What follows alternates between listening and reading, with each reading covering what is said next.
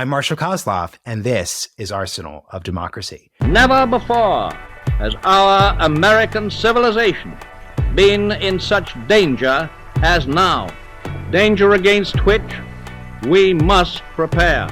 But we well know that we cannot escape danger by crawling into bed and pulling the covers over our heads. We must be the great arsenal of democracy.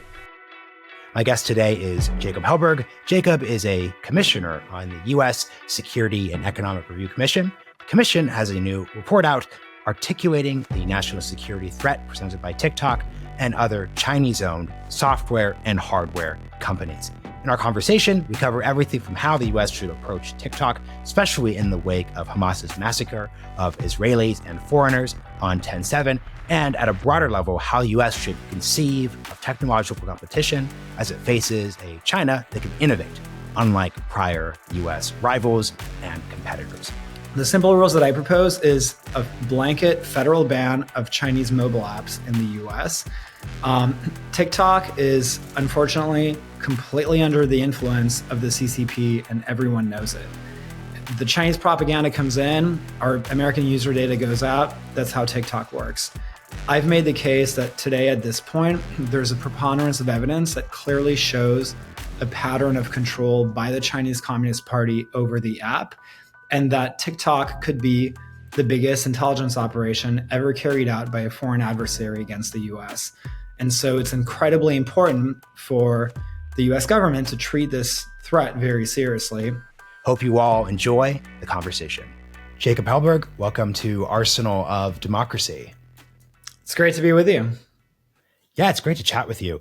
Let's kick things off by just discussing your background and work quickly, especially through the lens of your 2021 book, The Wires of War, Technology and the Global Struggle for Power. In my book, The Wires of War, I basically laid out this concept that I called the gray war, which was basically the idea that political warfare isn't binary, but it's a spectrum, and that today international politics has become defined by political warfare in the murky gray zone between war and peace. And it's been both, gratifying, but also slightly disheartening to see the ways in which that analysis that I published back in 2021 proved prescient beyond my own expectations, because the gray war as a trend has only intensified. But I'd say two major changes between today and 2 years ago are that, on the one hand, China's consolidated its unholy alliance with Russia, Iran, and North Korea. And then two major hot war conflicts have broken out both in Europe and the Middle East, respectively. So the question today, in my view, isn't so much, are we in a gray or a cold war? The question is whether we can avoid and prevent that war from turning hot, and fundamentally, whether we can avoid World War III. So this podcast is called The Arsenal of Democracy. So we're obviously referencing America's efforts to both arm itself and its allies during World War II. When we're talking about technology, though, we are obviously going to harken back to the Cold War as well, too. That was a situation, though, with the exception of early Sputnik and the early space program, the United States clearly just had a decisive advantage when it came to technological competition. Today, during this gray war area, how do you conceptualize our strengths and weaknesses in comparison to China or other rival adversaries? Well, we're very good in innovation. Our biggest weakness today compared to what it was in the years leading up to World War II is that we just don't have a robust industrial base. And if there is an arsenal anywhere in the world today, unfortunately, I worry a lot that we actually face an arsenal of autocracy where China is basically bankrolling and arming Russia, Iran, and to a lesser extent, North Korea.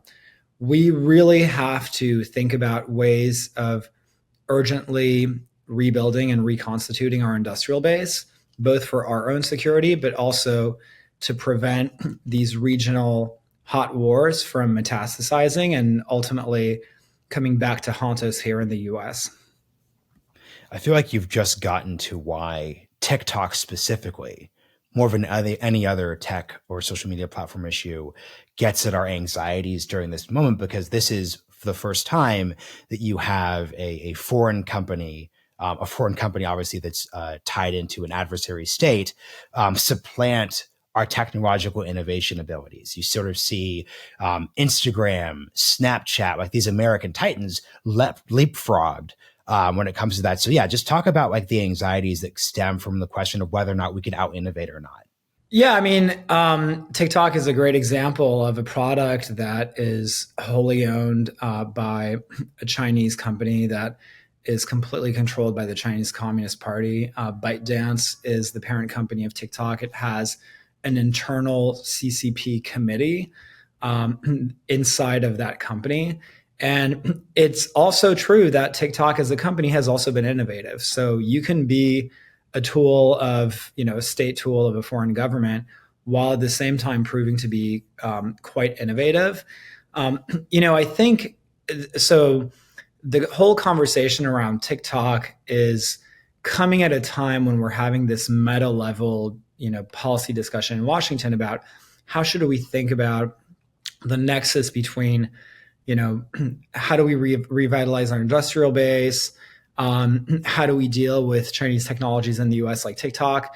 And all of these topics actually kind of connect with each other. Fundamentally, you can't talk about revitalizing our industrial base without talking about moving our supply chains out of China. Those two things are totally linked.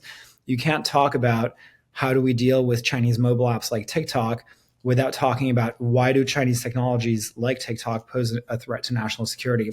So I serve as commissioner on a congressional commission called the U.S.-China Economic and Security Review Commission in Congress, which advises Congress every year on all things related to the U.S.-China relationship, which spans the political domain, the military domain, the economic domain, and so forth, the technological domain. That commission came out with its annual report to Congress last week. A core message of this year's report to Congress is that there is no such thing as a private company in China. China hasn't only erased the dividing line between its private and its public sector, but it's turned its companies into political instruments of state policy. And thanks to a lot of bipartisan work, this year's report went much further on technology to begin addressing the national security risks posed by Chinese social media companies and Chinese hardware products. But there's a lot more work that we need to do. And as the commission's public deliberations showed, I was very supportive of a federal ban on Chinese mobile apps and a 25% tariff on all Chinese electronic products. And I'm glad that the commission is doubling down on these technology issues with a new series of hearings that are planned for early next year. And I'm happy to kind of dive a little bit deeper on the recommendations that we put out on the TikTok ban and the 25% tariff, if that's helpful. Yeah, and I think one quick thing before you dive into that, you didn't just say TikTok, you said Chinese social media apps, so or just Chinese apps in general. What is the full spectrum of apps, services, et cetera, that we should conceptualize when we're thinking about this national security question? Well, we need to think about how do we deal with Chinese software and Chinese hardware. And we need to think about those two things differently, because one of them is a nice to have, the other one is a must have right now, unfortunately, because we don't have enough alternatives. In the hardware space, we rely on Chinese supply chains today. We don't have alternatives to those supply chains. Our dependency is so deep that a lot of companies don't even know, how dependent they are, because there's vendors of sub-vendors of sub-sub-vendors. And there's this whole ricochet effect across the technology supply chain that is just very, very hard to untangle by way of bans. That actually gets at the question of, how do you address these issues, both in the software space and in the hardware space?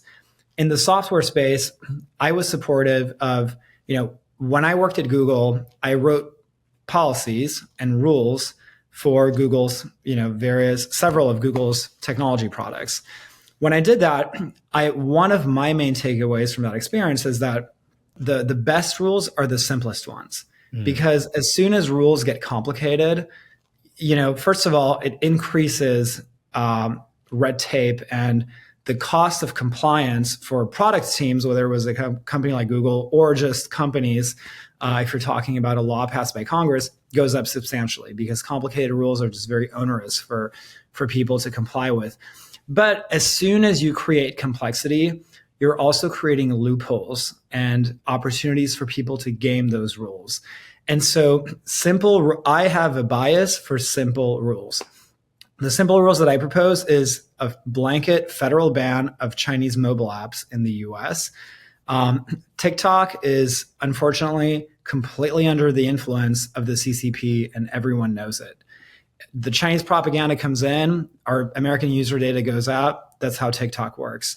I've made the case that today, at this point, there's a preponderance of evidence that clearly shows a pattern of control by the Chinese Communist Party over the app, and that TikTok could be the biggest intelligence operation ever carried out by a foreign adversary against the US.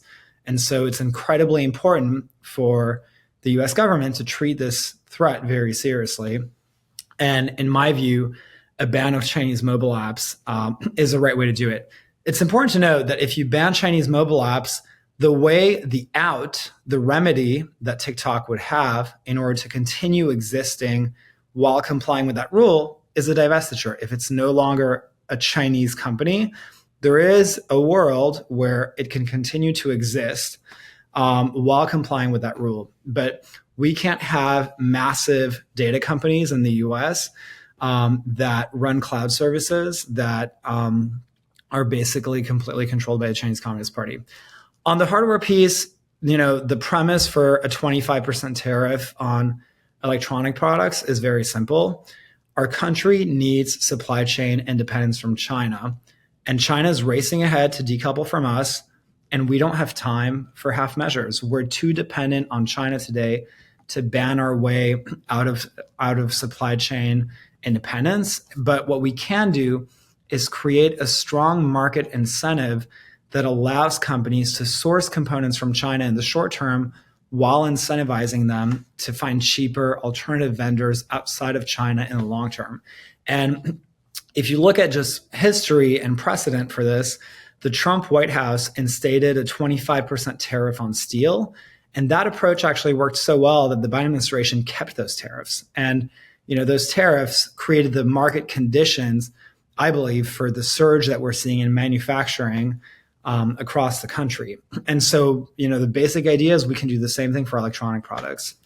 You hit on something that I think is fascinating, and I'd like to speak to your tech investor side, just because a lot of companies aren't even aware of how entangled their supply chains are with China. To your point, this isn't just, hey, I'm Raytheon and I need to buy a part. I mean, this does actually exist, but it's not as simple as saying, hey, Raytheon goes to China for parts. There's actually a mid-level manufacturing company in Oklahoma that goes through a buyer who then goes through a buyer, and then it turns out there's Chinese parts there. So supply chain transparency is a high priority area. I've spoken with a couple different founders in spaces that aren't necessarily this podcast, who are trying to use AI to introduce supply chain transparency. How do you think about this problem broadly and ways that we could leverage technology to have just more transparent supply chains, which is what you would need for this market-oriented process you've described to actually work? Yeah, I think supply chain transparency is actually a software problem. And I now advise the CEO of Palantir on various national security trends. Palantir is the company that's actually built tools that would help enable supply chain transparency and that can actually map whether a hardware company sources components from CCP-controlled entities. So I actually think, the same way that we have used technology solutions to legislate, to pass laws related to climate change, I think you can actually create laws to mandate supply, or at least administrative rules to mandate supply chain transparency in ways that factor in new tools available to companies nowadays.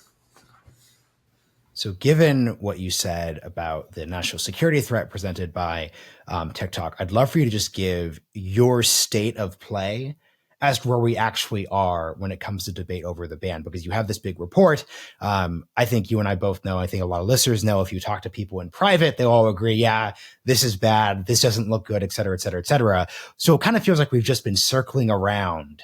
It's almost like we know we have to land the plane, but we just can't quite agree the way that we need to get the landing gear down. We've been doing it for 3 years or so. So the metaphor gets stretched there. But where do things actually stand, given, I think, how difficult it is to actually implement something here? We came really close to a federal ban back in March. That ban ultimately fell through for two reasons. The first is different congressional committees. Unfortunately, TikTok is a restriction, whether it's a ban or forced divestiture, is one of those things that cuts across the jurisdictional lines of different committees in Congress. And unfortunately, our Congress being what it is, there's a lot of different power struggles and lack of policy cohesion on, or should I say consensus on what the right angle and approaches for how to regulate TikTok. Do you regulate it as a media company? For instance, we've had longstanding rules in the US that are premised on the idea that, the US government restricts the foreign ownership of TV and news stations. So do you regulate it by saying that social media is the same thing as traditional media and therefore should be subject to those restrictions? Do you regulate it by applying a sanction akin to the kind of sanctions we put on Iranian oil companies? Do you use the International Emergency Powers Act? So there's all these, do you use CFIUS? There's all these tools the US government has, and Congress doesn't have a consensus on what the right tool and remedy and precedent should be for the U.S. government to set, and to pull in order to execute this. So that's number one. Number two, the other reason can we pause there real quick, because this is really fascinating. This gets a frustration I have. It seems to me that the case for this being a media entity is actually very, very strong. It's broadcast. So, you could have a social media platform that doesn't have broadcast or video. So you don't have to regulate all social media in this sense, but if there's broadcast, if there's watch time, like all of the metrics that we could, there's advertising, like all of the conventional metrics that we kind of associate with, traditional TV and broadcasting exist. Obviously, the thing that's different with TikTok is that there's user generated content, and obviously like users could submit, but in the 1980s, if let's say a Soviet conglomerate wanted to buy ABC, if they said, well, look, the way we do this is we let people mail in videotapes of shows they want to watch and we post those, that wouldn't change the underlying dynamic that this is broadcast. So why hasn't the consensus formed around that category? Because it just seems very obvious to me. Yeah. If you disagree, I'd love to hear, but it just seems... No, I don't disagree.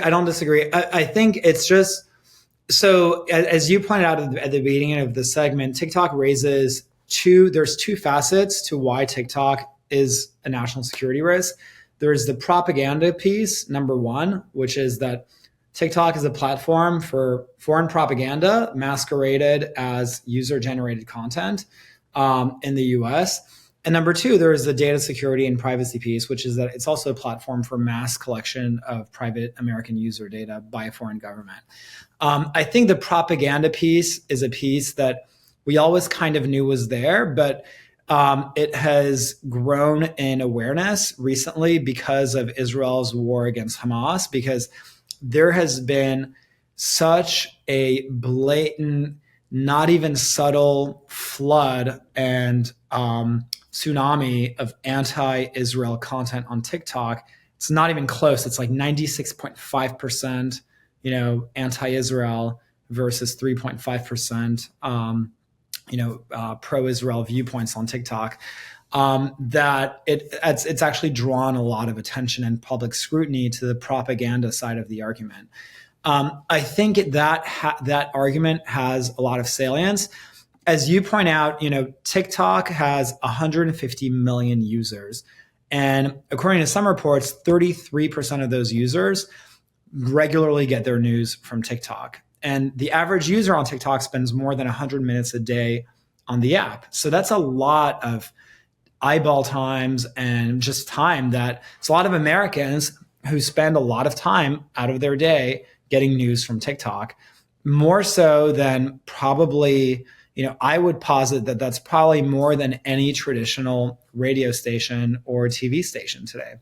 Mm-hmm. So there is a really big argument to be had. I'm really happy that people are starting to make that argument, because what we're seeing, the level of anti-Semitism being fueled by TikTok, the way in which they are, in which the app is inserting itself into, really important American national security debate, is deeply concerning and should, generate pause to any legislator on the Hill.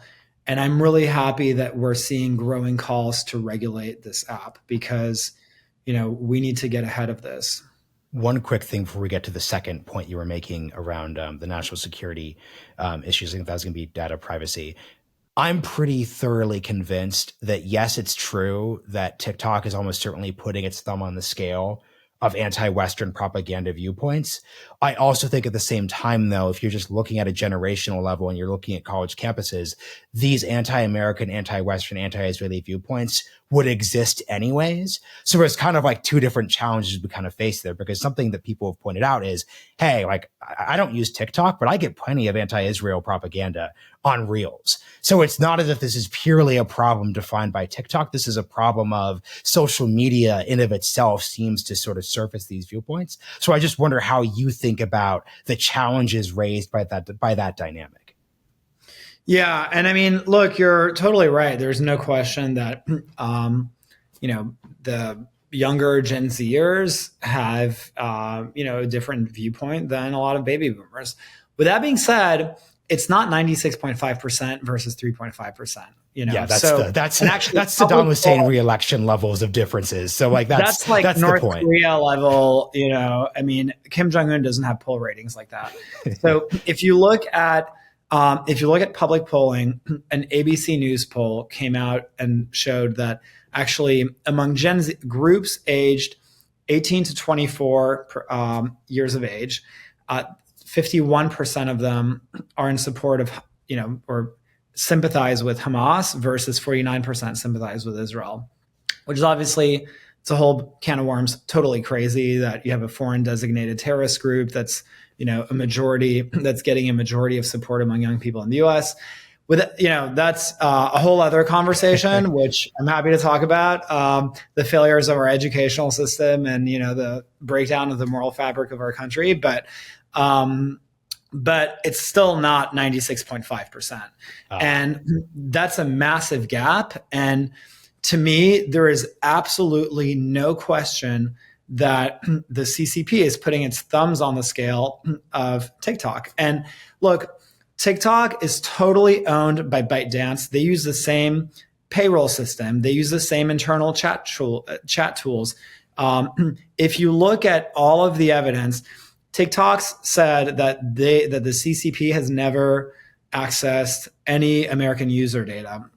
And then it came out, the CCP has actually investigated TikTok's internal private communications because they do regular inspections on the internal chat tools.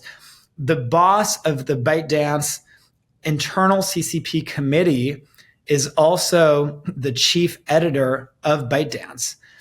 The TikTok CEO said under oath, and he admitted that he reports to the CEO of TikTok. He's accountable to the chief editor of ByteDance. Sorry, the CEO of TikTok reports to the CEO of ByteDance, and he's also accountable to the chief editor of ByteDance, who is the boss of the CCP internal committee inside of ByteDance. So the idea that there's two basic ways in which the CCP, in my view, is more than not likely putting its thumb on the scale in terms of the content. The first is the algorithm is probably rigged to proactively promote content that promotes a certain viewpoint, downrank and bury content that expresses ideas disfavored by the CCP. And then number two is the CCP has had a pattern, and we know this for a fact, to armies of online trolls known as the 50 Cent Army to create fake content masquerading as user-generated content. There have been, Meta has just a few months ago, I think it was back in September, unveiled the results of an investigation that uncovered a secret network, an influence network operation carried out by Chinese law enforcement agencies that spanned across 50 platforms, including TikTok, designed to basically fire hose those platforms with information that were advancing Chinese Communist Party viewpoints. Another investigation found over 200,000 fake user accounts that were actually linked back to the Chinese Communist Party. The Chinese Communist Party spends over $10 billion a year on propaganda. So it's totally naive to just say TikTok is 100% user generated. What you're seeing is what you get. That's not true.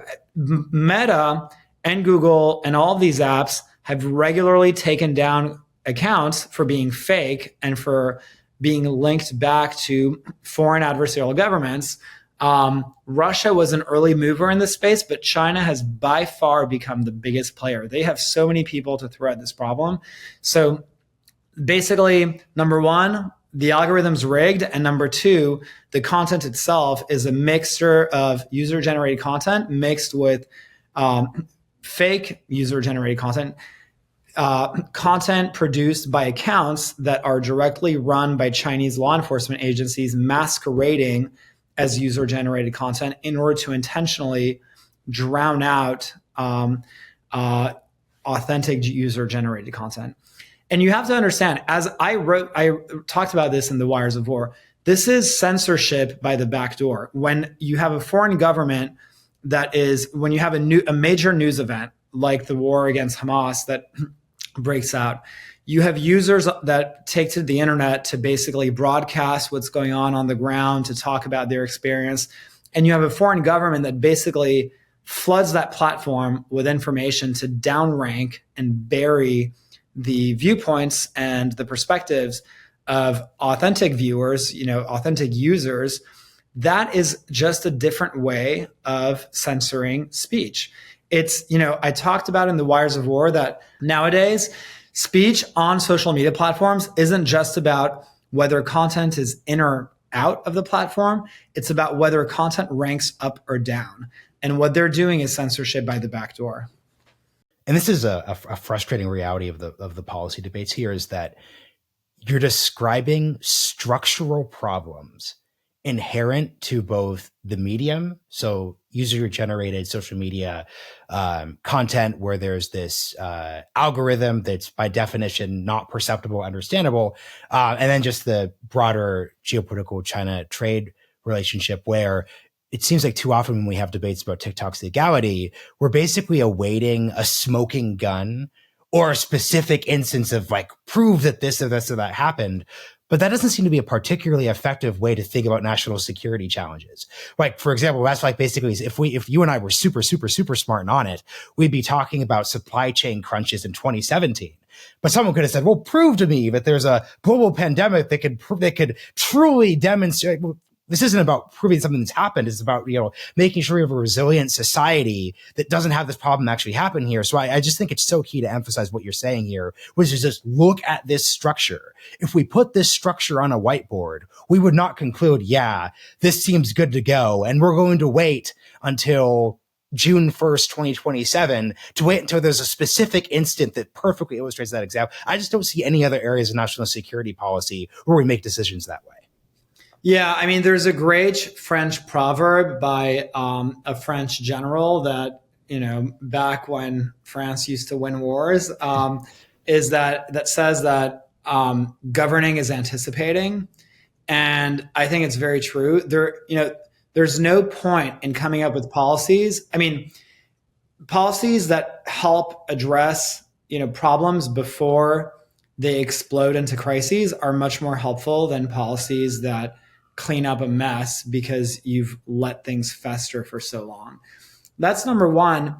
And, number two, it's incredibly important to realize that if you don't get ahead of this, you're going to have a major problem with the fact that the smoking gun may never come. So I guess if I could respond to the smoking gun thing that you mentioned in two parts. The first is that I would argue that at this point, there's so much smoke that there's actually, enough grounds to actually assert and validate the fact that the CEO of TikTok may or may not have committed perjury, meaning proactively lied to, consciously, intentionally lied to Congress under oath. But we know for a fact that he misled Congress. That, I think, is clearly demonstrated by the evidence that we know today, the revelations that have come out since his testimony. That's number one. And number two, it's important to note that I think in international politics, the smoking gun doesn't come out in the form of a proven beyond reasonable doubt single event. It comes out in the form of patterns. You have to be able, international politics is a game of trends and patterns. You can't anticipate if you don't look at patterns. In leading up to World War II, there at no point, the way that you anticipated whether Germany or not was a threat was if you looked at the pattern of behavior of what, the Hitler was doing, in Germany, what he was saying. You cannot get at valuable information and see where the puck is going if you look at the pattern. And I would argue that if you look at the combination of China's longstanding policies, its stated geopolitical objective, the way that it's treated its companies domestically and abroad, and if you look at the specific revelations that have come out about TikTok, you have a very clear, overwhelming pattern of control by the Chinese Communist Party over this company, and that constitutes a national security risk, and Congress should address it. So the last question on TikTok before we zoom out to Silicon Valley broadly to close the episode. As we've made clear a bunch of different times during this conversation, there's the data and privacy national security argument, and there's just the broadcast algorithm propaganda angle. Looking at the debate and looking at the various sides of this debate, it seems to me that if I could just offer some advice to folks like you who are in the arena on this, the data and privacy argument, it just always ends up in a mush. It always ends up in okay, well, the data center's here and it's there and they said it's there and they said this, and that. And from my perspective, TikTok could do every single thing that's requested of it on this topic. Like I live in Austin, Texas. They could put all of the data, at Oracle in Austin. Everyone sees it. It's all there. Just assume that. And you would still have all of the national security arguments and issues that you raised with the propaganda and with a national security crisis. Like what happens? I mean, the thing that I really fear is an environment where you're seeing a potential Taiwan conflict. And then we see TikTok flooded. And I think we would see this with two messages. One, oh my gosh, either Joe Biden or Donald Trump are about to throw the U.S. into World War III. Resist. Don't take the bait. The U.S. did this. The U.S. started this conflict. Don't do it. That's one. And then number two, you're going to have some like vaguely Southern looking people saying things like, I'm not going to serve. I served in Iraq and I was betrayed by Joe Biden. I was betrayed by Donald Trump. You're going to see those two messages spread. Very obviously that content is going to do very well there. And you could have all that happen in a situation where the data is stored in the United States. So I guess from my perspective, to what degree does discussing data and the broadcast and algorithmic spread issue conflate two different problems to the point where it just turns this into a he said, she said situation where we can't get anything done? That's just kind of a reaction I'm having to both like reading your work and this conversation. Yeah, I mean, you're right that even if you transfer ownership to, say, for example, a Singaporean entity, you're not addressing the transfer of data and, the way that the algorithm works. The one thing that I think that a change in ownership does help with is you now are dealing with an entity that at least is more malleable by political pressure from the U.S. government. Okay. So whereas as long as the entity is controlled by the Chinese Communist Party, you're just not going to change. They're going to do what they're going to do. And they're receiving their their cues from their marching orders from the Chinese Communist Party. And nothing the U.S. government, says is going to change that. if it's a different entity, you can put pressure on the entity to make changes that are much more reliable. So I think that does help. But look, you're absolutely right. I mean, in order for the underlying substantive national security concerns around data security to actually be addressed, or propaganda, you need to address the fact that you can't have this company have most of its engineering team in China. That's just, you have to shut those operations down. So, and actually, the US-China Commission report this year listed an example of how back in 2020, the DOJ indicted an executive at Zoom who was a Chinese national. Zoom is an American company that happens to have over 700 engineers in China. One of the executives at Zoom was basically complying with intelligence requests by the CCP to secretly, inside of Zoom, censor Chinese political dissidents located in Canada and in other parts of the world that we're talking about, Tiananmen Square and Uyghurs and other politically sensitive topics. And the DOJ basically indicted this executive on grounds of, covert foreign espionage. And it's just a vivid reminder of the fact that under China's national intelligence law, it's not just companies that have to comply, it's also individuals and Chinese nationals. And so that's a really thorny problem. We're going to have to, solve this problem by taking different bites of the apple. Dealing first with how do you deal with Chinese entities is one thing. And then once we deal with that problem, we can get at, the even thornier problem of how do you deal with, at a more granular level, Chinese nationals and the challenge of Chinese espionage in the US. But we have to deal with this issue because, we can't afford to have a country that just continuously, has its doors completely wide open to Chinese espionage. So for the final question here, you do a lot of work, obviously, in Silicon Valley, and I'm really fascinated by a dynamic that a lot of people probably aren't aware of, because our conversation around Silicon Valley, DC, the national interest is really stuck in 2018. Everyone's focused on like Project Maven and Google and the employee walkouts. I think there's actually been a lot of progress made, not as if we've solved the entire issue, but just entities, venture firms are reluctant to invest in China. You're seeing split offs happen. You're seeing a lot of founders just be interested in like working towards the national interest. I'd love to hear just like your summation of where things stand as someone who very actively works to build those bridges and address those issues. Yeah. So I've always had the view that both policymakers and innovators are fundamentally in the business of building the future. Policymakers use the laws of man and innovators use the laws of nature and the laws of science, but both are fundamentally in the future business. Kevin McCarthy, always, who's somewhat of a mentor of mine, always used to tell me structure drives behavior. And that's obviously true in the government, but it also applies in an interesting way to the private sector. I think as long as tech companies are allowed to play footsie in China, they're not voluntarily going to give up their addiction to the CCP, their market addiction to the CCP.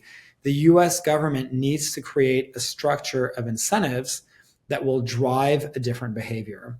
And there's no doubt in my mind that the answer is, on the one hand, a ban of Chinese-owned mobile apps and over time Chinese software, and on the other hand, a tariff on Chinese hardware products. And look, it's another big lesson that I've seen just straddling both worlds is how the answer to a lot of our big national security problems is probably not going to be a detailed, wonky policy plan. It's going to be about people and culture. And that if you want innovation comes from people and the culture inside of an organization. And that's something that the government has very much overlooked and under-indexed in terms of how important that is. You need a culture that rewards smart risk-taking, that promotes skin in the game, that promotes results. If you don't have those incentives right now at the Pentagon. So those are two of my big lessons, just working in both of those worlds. That is an excellent and I think user-friendly way to end the conversation. A lot of helpful takeaways for folks.